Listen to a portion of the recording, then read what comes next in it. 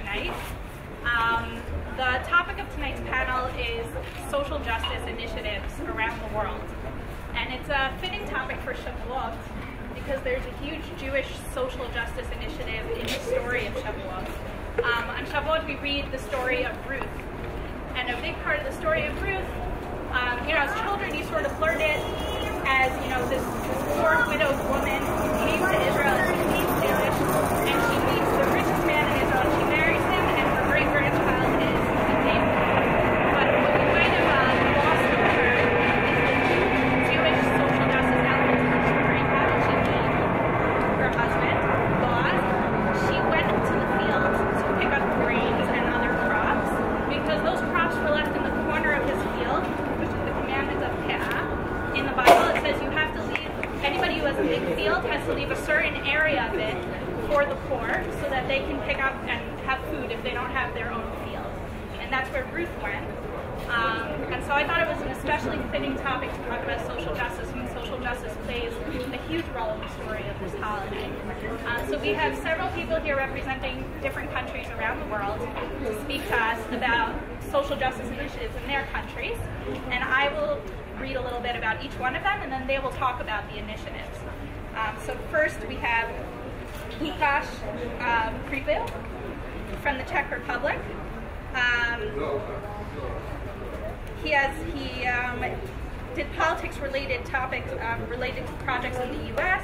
and published on various aspects of Jewish history and curated exhibits for the Jewish Museum in Prague. And he has a documentary film series that won prizes worldwide. He's currently the director of the Czech Center in Tel Aviv, which presents Czech culture to Israel and tries to strengthen Czech-Israel cultural ties. Next we have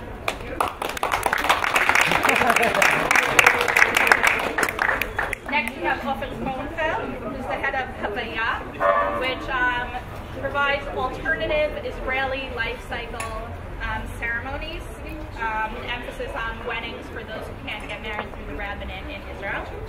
And next we have Amir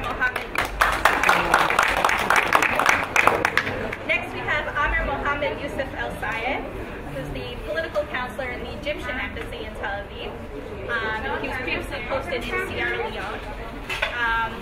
He was also in the European Union Department and the Israel Department of the Foreign Ministry in Cairo, and he speaks Arabic, English, and Hebrew. He started speaking Hebrew before. He's pretty fluent. We have Jacek here, Jacek Olenek, he's first secretary and spokesperson of the Polish embassy in Tel Aviv, and he'll be talking about social campaigns in Poland.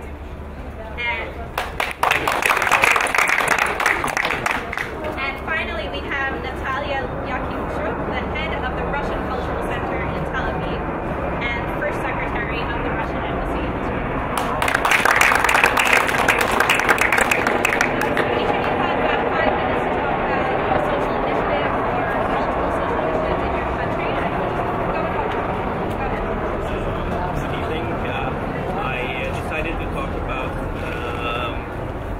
the social justice issue that I find extremely important, and also we are doing something very soon in Israel, and that's integration of people's severe disabilities and handicaps or special needs into the majority society. Because before the fall of communism in '89 in Czechoslovakia, people in wheelchair, people with disabilities were sort of put away into institutions. There was nothing that was accessible for handicapped people. We wanted the perfect society, and anything that was outside of this perfect image of socialist Czechoslovakia, people who did not fit the image, were sort of hidden away. Since the fall of communism, things have been changing, and with the society changing, things started changing physically, but changing people's minds is somehow more difficult. And we are actually very happy that next week already we are bringing probably one of the largest group of handicapped musicians in the world. We are bringing 30 people, about 20 of whom are severely handicapped to Israel, and they will be opening the Jerusalem Festival for people with disabilities and special needs. And when I was looking at the numbers, I found out that actually this is a topic that is very relevant to Israel, because according, if I found the figures, if they're correct, Israel actually has a higher than usual number of people with disabilities. Yes, it is because of the wars as well and other reasons. So we are bringing this group up. We are also working on a documentary that will document their journey here, and possibly they're going on a tour of the United States. So it is a story that is very important. We want to get it out as a film as well, because as was mentioned, I'm actually a filmmaker, so I think this is a good way of introducing this issue to people. Dub has really changed in a major way. The group has been in existence for 14 years, and they're all children or recent graduates, something that is called Yedlich stuff. And sometimes even I remember one prime minister of ours, Yedlichka, now has a sort of derogatory term, still used.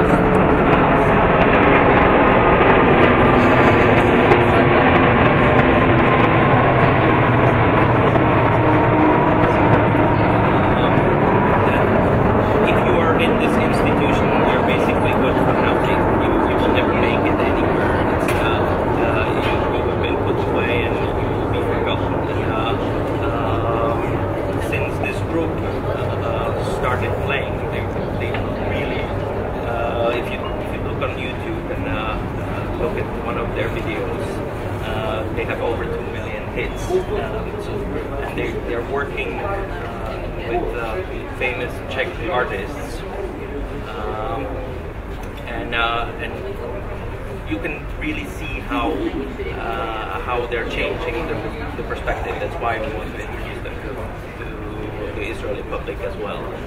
When I was fundraising, because of course financially and logistically it is not very easy to bring such a large group of people. Just the cargo is over 1 ton, and we even had to reconfigure the plane so they could fly, because some of them have to lie during takeoff and things like that. And when I was fundraising,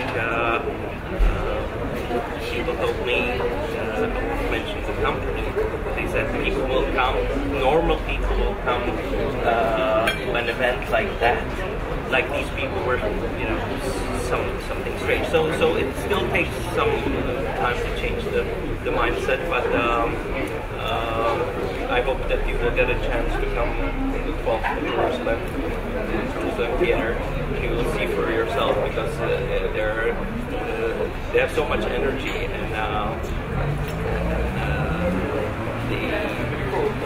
they have a very twisted sense of humor, but you can see that there really are no obstacles that cannot be overcome, with a bit of humor and a song. So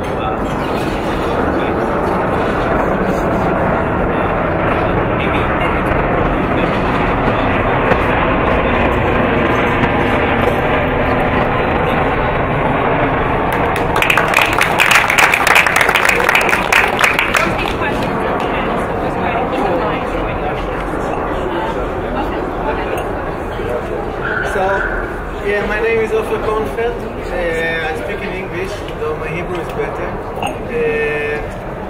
So I'll get to, I'm the chairperson of Havaya, which I'll talk a bit later, but since I've been a social change activist most of my life, I would try to give you my perspective of that and where like the activity of Havaya is connected. So I've been social change activist in many areas for many years, especially in the last 15 years since I'm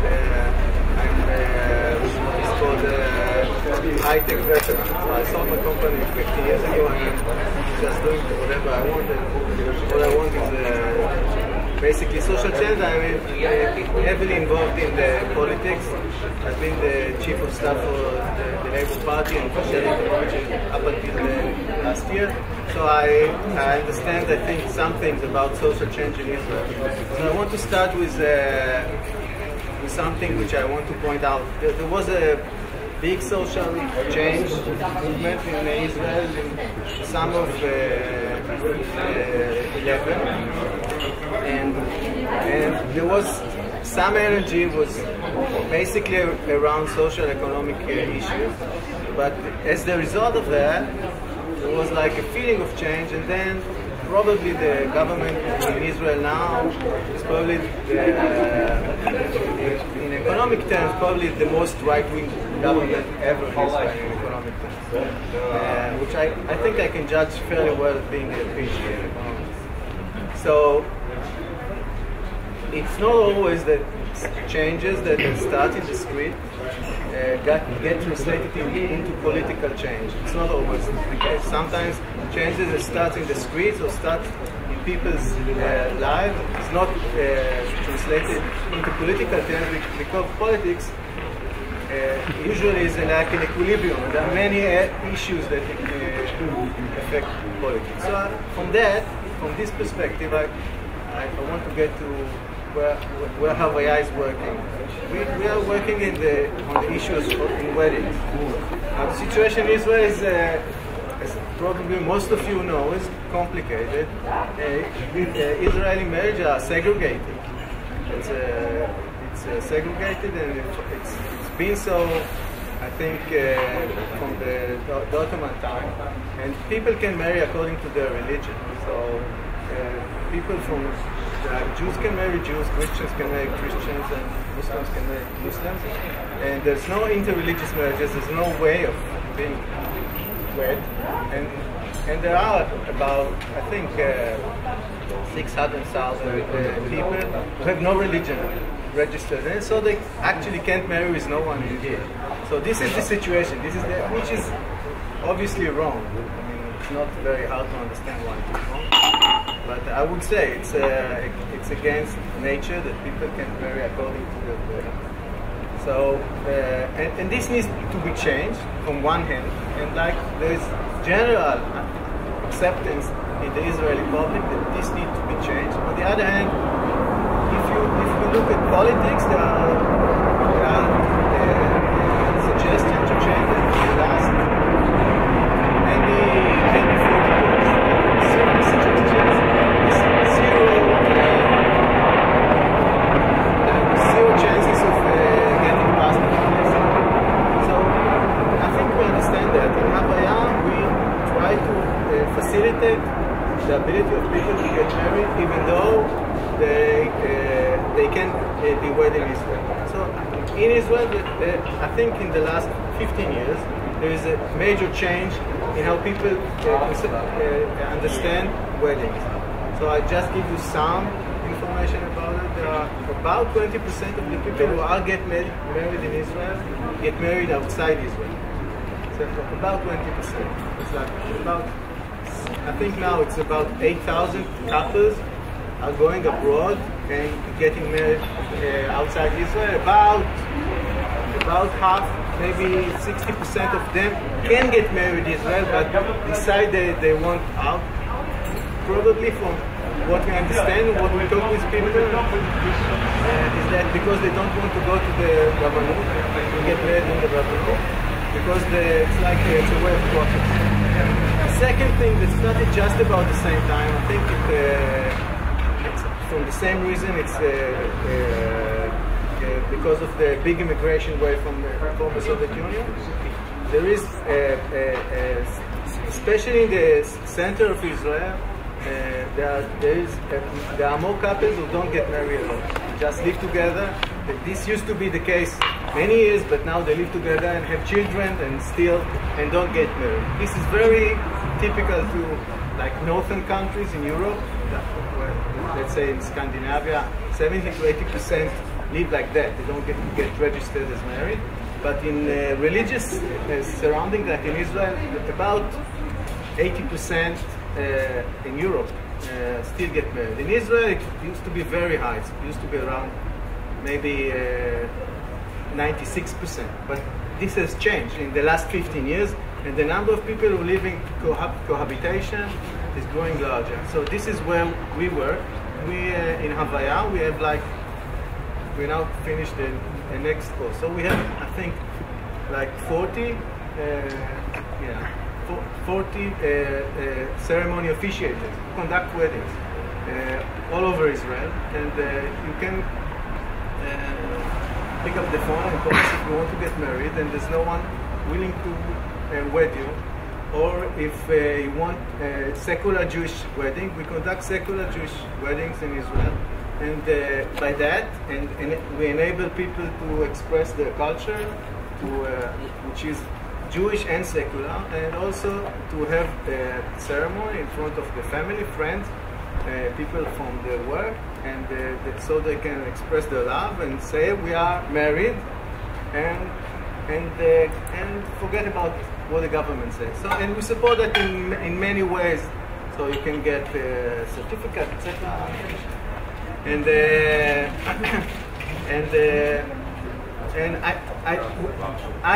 we believe that if more and more people will live together and have children and be families without regard to the government, the change in the society will enforce politicians to have a chance. And I can see within the future that we can see that there would be civil marriage in Israel, and everyone can marry whoever they want. I think that would be.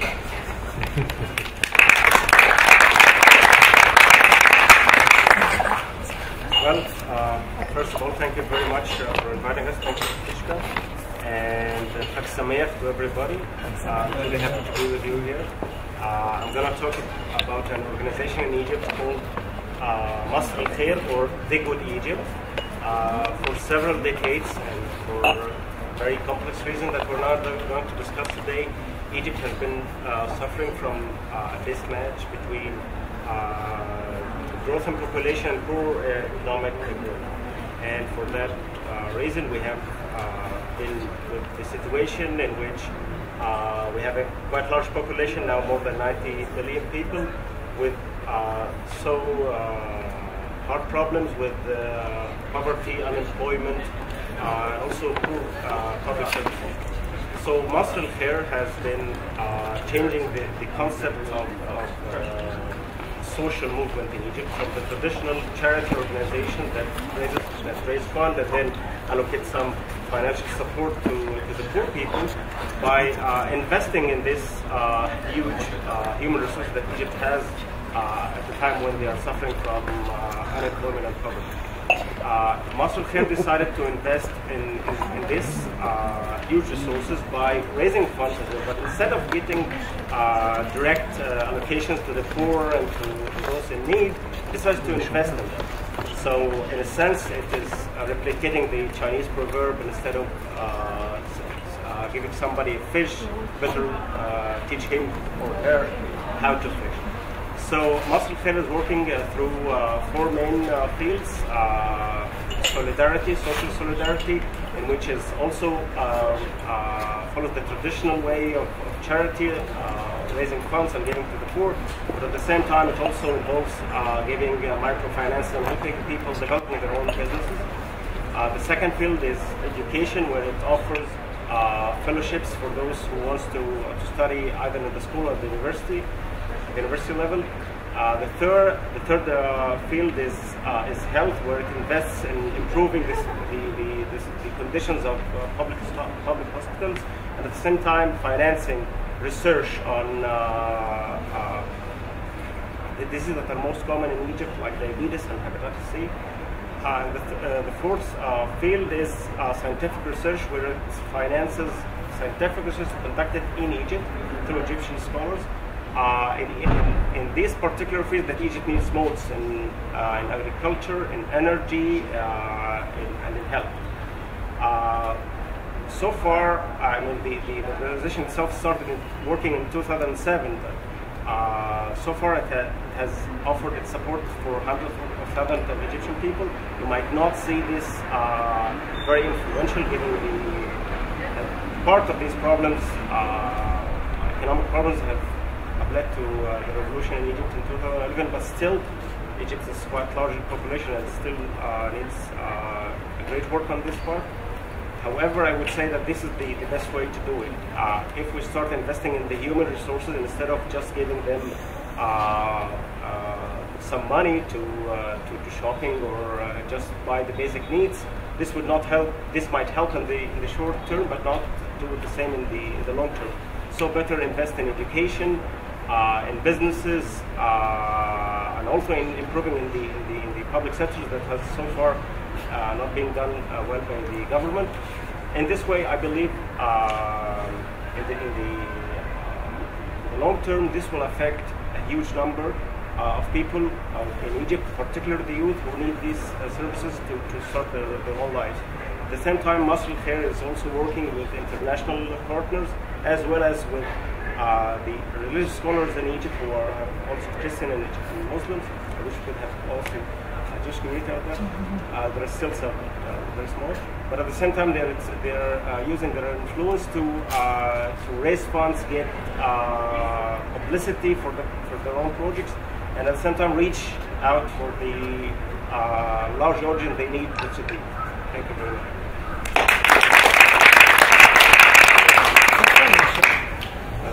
Thank you very much for invitation. Especially, it's important for Polish people to have a chance to speak to any audience all over the world tonight, because actually in exactly 10 minutes we will start celebrating this social change we have experienced. That will be the anniversary of the 4th of July. The first three elections in Poland when the communists fell down. So basically, with the visit of President Obama and over 40 other heads of states, my capital, Warsaw, Warsaw, will be probably one of the busiest places in Europe, starting right now. So I'm happy to do this, and this change, although it was pretty much very based in politics and economy, brought also social change, or base for social changes. And I would like to tell you a little bit about two initiatives that are right now growing rapidly in Poland, and I think both of them can be of interest in Israel and also especially in Tel Aviv. The first one is called the Congress of Women. Polish society is quite conservative. It's over 90% of Poles declare themselves Catholics, Roman Catholics, and there is a very strict pattern of family, of role of men, role of women. So 25 years ago, when we gained independence from the communist regime, we started developing the third sector, the non-governmental sector that in other countries existed already for many years. One of the first goals, in opinion of many people, also mine, was to give a chance to the women, to the female part of society, to emancipate more than before. And the Congress of Women started actually in the internet. Also, the second initiative started in the internet, and then grow to a large, very visible social movement that has certain political impact. couple of thousand of very influential Polish women, CEOs of the biggest companies, politicians, members of parliament, lawmakers, artists, gather every couple of months to discuss all the disadvantages of the situation of women in Poland. Since 2012 or 2013, our Prime Minister and a bunch of Polish ministers take part in those panel discussions. One of the very visible outcome of this Congress was establishment of a new ministry that is responsible for gender equality in public life in Poland. I don't see very huge problems in this matter in Israel, and we definitely can learn from Israeli public life how to give more opportunities to women. But in Poland, it's really something that we have to work on. The second initiative is also similar in the structure. It is called the Initiative of 11th of November. 11th of November in Poland is our national day. It's our Yom Ha'atzmaut, the Independence Day, which is in fact the anniversary of the end of the First World War and establishment of independent Poland. Every year we have a huge celebration, which is much different than Israeli Yom Ha'atzmaut. We don't have picnics, we don't have fireworks, we don't have any of this, because Polish people are quite sad and contemplate things. Some of the Israeli ministers said we like to sit in the dark room. We definitely have a long way to reach the place when we will be celebrating happy.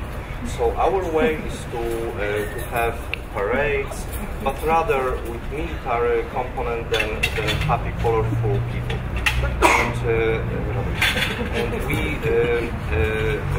But there is a social movement, some grassroots initiatives, people who would like to make a difference, and they decided to leave their homes and go to the streets in colorful clothes with slogans in support of LGBT community that doesn't have very easy life in Poland, and that's linked to Tel Aviv where it's opposite, and gender equality too, but also very important aspect, the fight with racism, anti-Semitism, xenophobia, that is still unfortunately visible in Polish society.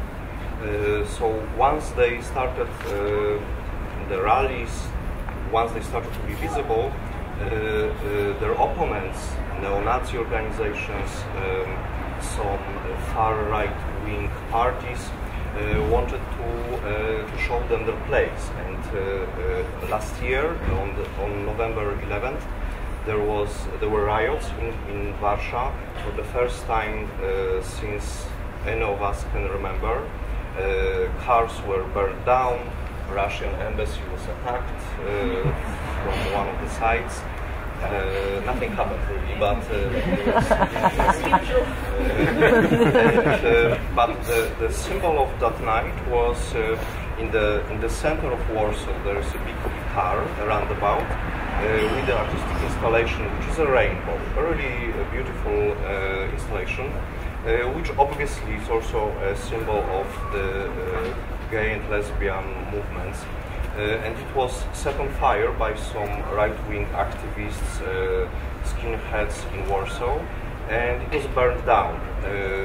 So after that event, after that night, many groups, mostly on the left side of political stage, decided to start in the internet several campaigns to erase from internet, from Facebook, Twitter, YouTube, in the first place, any signs of xenophobia, anti-Semitism, racism. And that was the beginning, because right now they cooperate with many lawyers. They are in the mainstream media, and they brought the change to social life. I know I took too much time.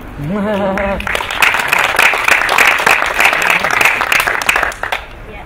Also, thank you very much for inviting me and for inviting us to this Shavuot fest. I know that the idea of philanthropy and social justice is very important for Jewish culture in general. And being in Moscow, I took part in volunteering project which took place in Hillel, Moscow. So I participated in this kind of volunteering work, and I liked it very much. And I would like to say maybe some words about philanthropy in general in Russia as a way to improve social injustice. Of course, you know that philanthropy and charity has very old roots in the Russian Empire, and all of you know such names as Tretyakov, Morozov, and other tradesmen who gave money to art galleries, museums, hospitals, and other things. In post-Soviet Russia, in the Russian Federation, in the end of 20th century, we can see a kind of rebirth of Russian philanthropy traditions.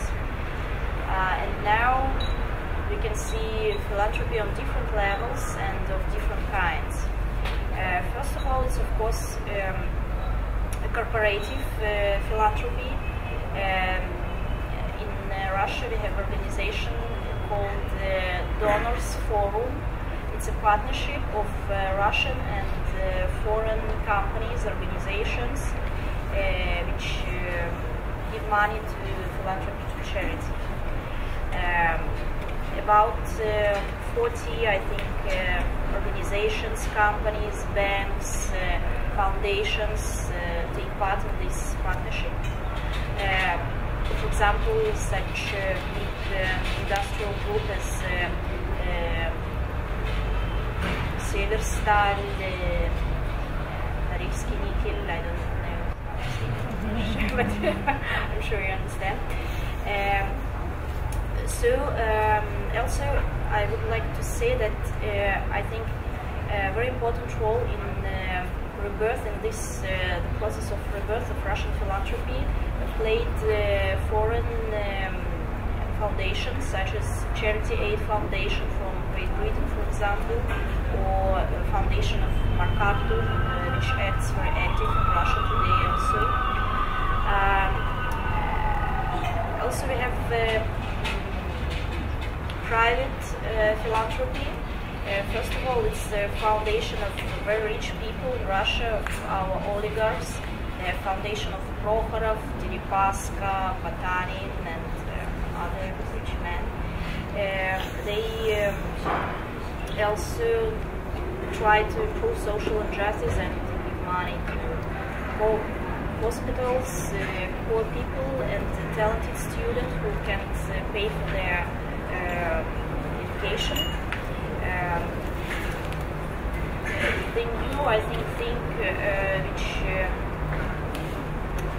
you can find in Russia now, it's endowment foundation, which collect money from donors and invest them, and can use this profit money for the cultural, social, educational projects.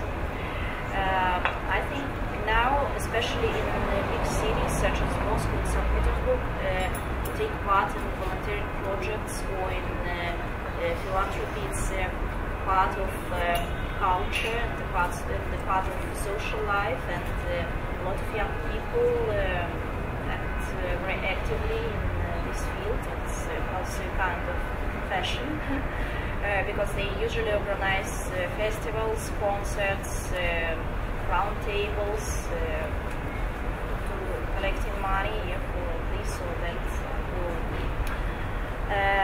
Volunteering, different volunteering projects is also kind of philanthropy, and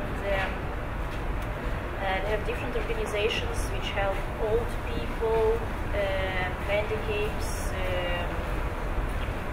social minorities, people in difficult situations, and so on.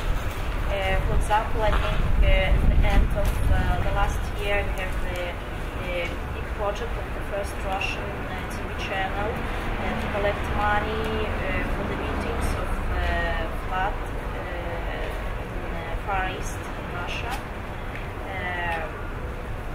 Also, bank, of course, Russian and foreign banks take part in philanthropy projects. For example, now I think almost every bank has special cards from which you can give money to this or that philanthropy projects. And then I prepared for this evening. I looked in the internet and found a map, a philanthropy map of Russia, where the cities which have volunteering projects or philanthropy companies put like right towns in it.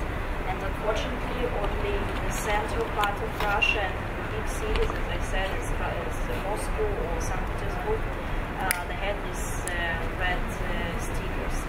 And I think we have to do our best to have more stickers in the other parts of Russia also.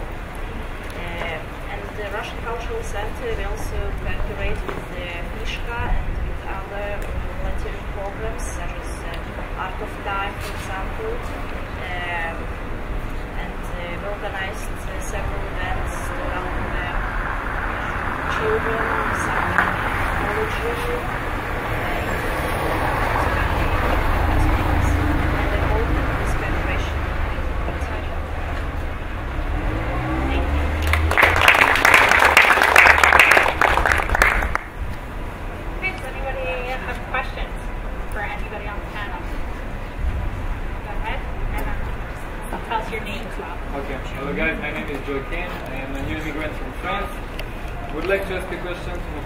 Did I say your name right? I would like to understand, in your opinion, do you believe that the Arab Spring, the Aviv Arabi Arab Spring, has made was good on the point of the social justice for the Arab world? Well, it depends.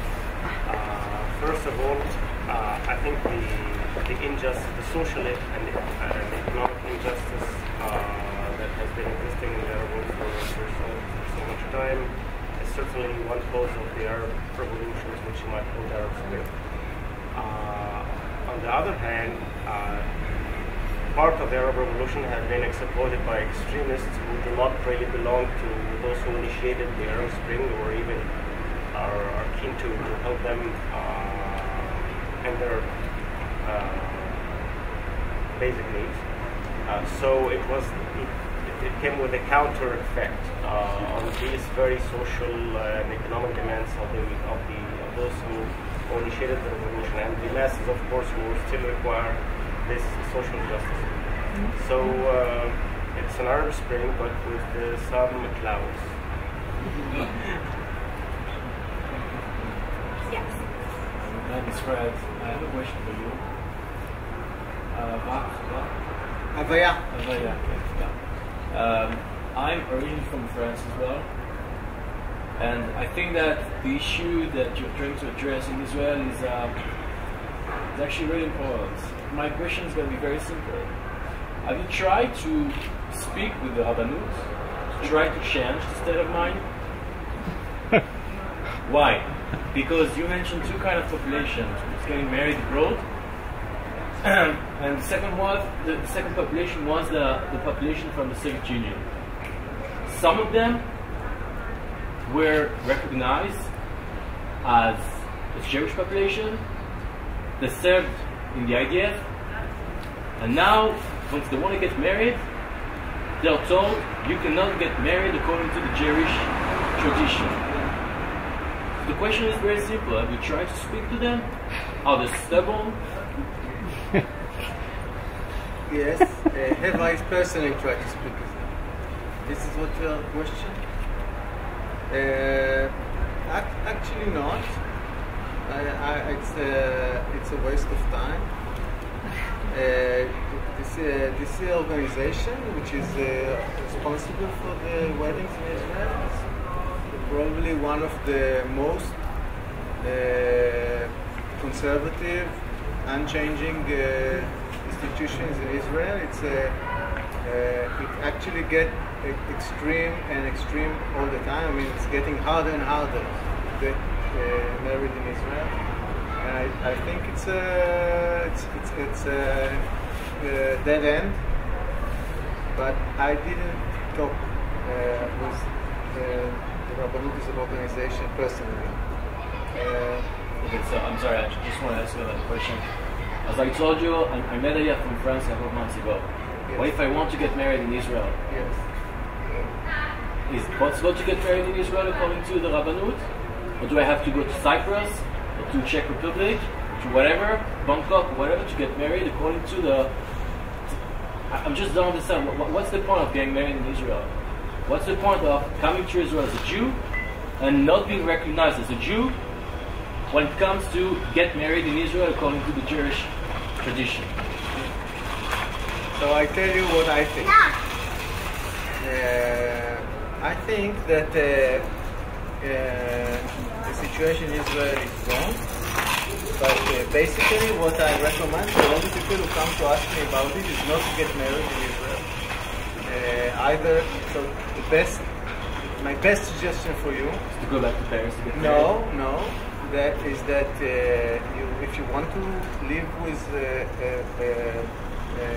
wife, a partner, to have like a there is a very good statute in Israel for people who just live together and they consider themselves as a couple. But there is a status in the law for that. It's like being Known in the public. known in the public as if you are married, and this is what I recommend everybody. So this is what we aim for. We want everybody not to get married and live as couples and have their personal arrangement up until there is a change in the laws in Israel that people can get married in civil and not be worried whether you're Jewish enough or not. I don't think it's important for people who want to get married what other people think about it. I have a comment and a question on that topic, actually. Just a comment for some of the people who, have difficulty proving they're Jewish. There are organizations who try to do it. They don't always succeed, but sometimes they do succeed. If somebody is having trouble getting married through the Rabbanut, an organization like Sohar and Machoni team can help them, but not always. But my question was relating to Sohar. Recently, a law passed that made it easier for people to get married through Sohar and choose which rabbi they want. And there's a clause in that law that few people know about, that if somebody performs a wedding outside of the Rabbanut, it's illegal, and they could have jail time, and they can be fined. What is Havaya? How is Havaya behaving in relation to that new law? You're in a corner, so I'll tell you two things about it. First, it's easier to get married. It's still very hard to get divorced. So since about 40% of married who are getting wed in Israel get divorced in the end, and the divorce is really in a very ultra-orthodox way. It's I don't recommend anyone to get divorced if you don't want to, but if you want to get divorced, it's very hard to do it in the Rabbanut, at least for some of the people, especially if you quarrel with your partner. This is what usually happens when people get divorced, and this happens even if you're getting married outside Israel. So again, I say my best recommendation is not to get married. But really, but for your question, this is really so intra-religious thing. So we are not really concerned about it. because the law doesn't allow, doesn't forbid us to officiate the ceremonies. It's perfectly legal for me to officiate ceremonies. The reason for that is that I'm not allowed to do that in the Rabbanut. If I was allowed to do that in the Rabbanut, I couldn't do that privately. So it's a more like intra-religious thing between the religious stream themselves, and for secular wedding like we conduct, it's perfectly legal, and there's nothing in the law that forbids people to get married in Avaya or so it's really not. Any other questions from the audience? Hi, my name is Kobe. I'm an American University student studying abroad in Israel right now, and I'm also part of a Jewish youth movement in the United States. And I was wondering, for whoever feels like answering, what you see as the role of youth in social change in the different communities that you come from. Should I pick someone or just come up? I have one word to answer. In Poland, huge. It's a huge role. This is the most visible part of society. I completely agree. That's basically why I picked the top, because you can have top to bottom change. And yes, for example, in the issue of people with handicaps, and you have new building codes, and things have to be accessible and so on. But the more important change, and that's where young people are the most important, is actually from bottom up. And if you have a band of artists with a handicap who are actually changing their own situation and collecting people around them, this is far more important than changing the law, because the law doesn't change the mind, as I said. So, it is extremely important, and we can really see a generational rift in the way people think. And that's why there are other initiatives, for example, by people with handicap, that they're taking politicians, celebrities and so on, put them on a wheelchair and have them travel from one place to another, and suddenly people start to see all the obstacles they wouldn't see otherwise. And this was initiated by people who are 20, 25 years old. So it is really important, and it's bottom up. In Russia, for example, it's quite difficult to involve adults, old people in this volunteering project. So, of course, the role of young people is quite huge. They mostly lead this project. Well, I think in Egypt, this should be the other way around.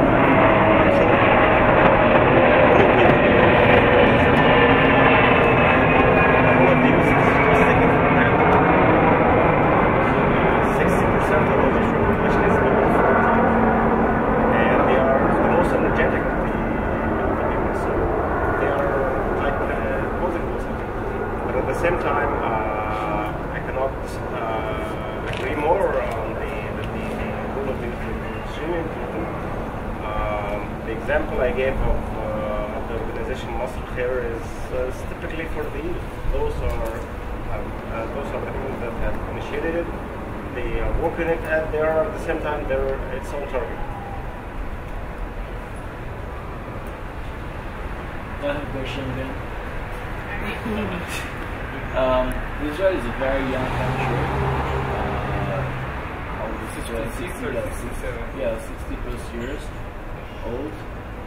And I think that's one of the reasons why that there are so many social activists in Israel.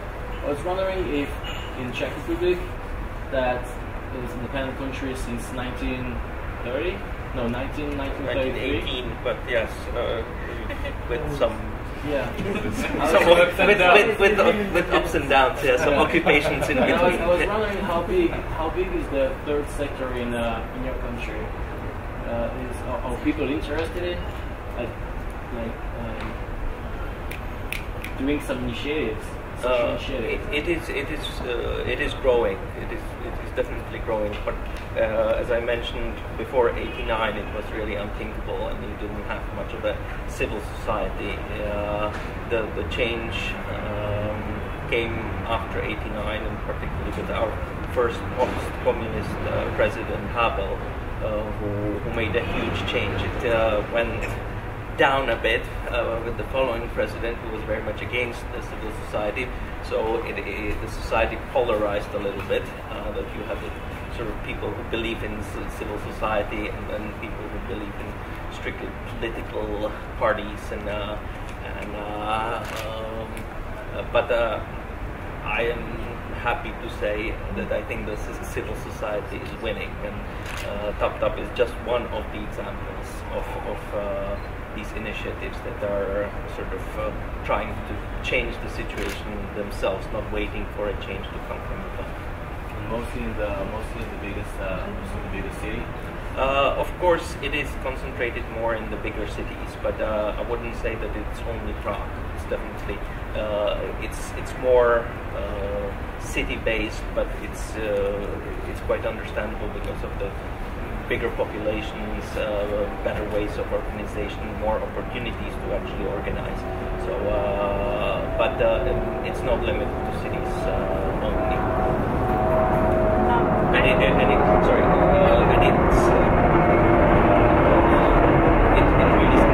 is across the spectrum.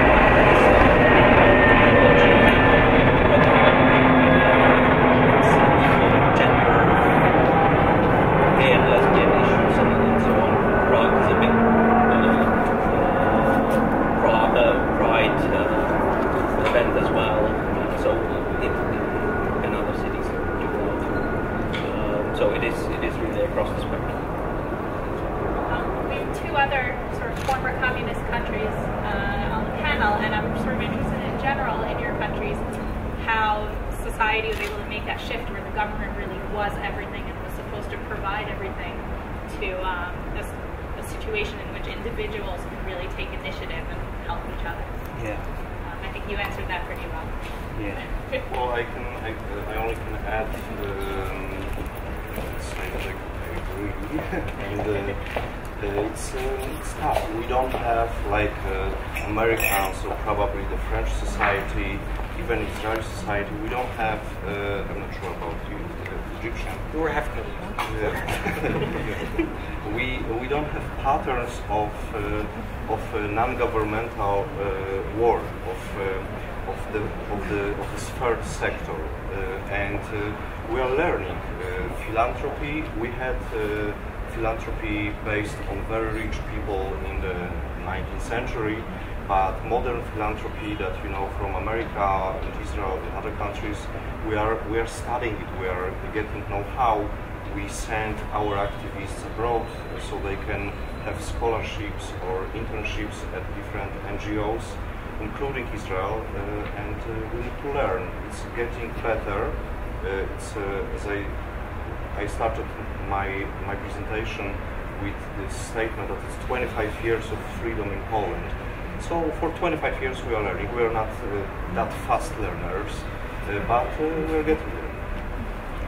In the Czech Republic, the change was reflected in the recent elections for the EU. All right, well, thank you, everyone. I really appreciate you coming, especially at this late hour. And I hope everyone has a great Shavuot. I'm sure there's more activities. Yeah, definitely.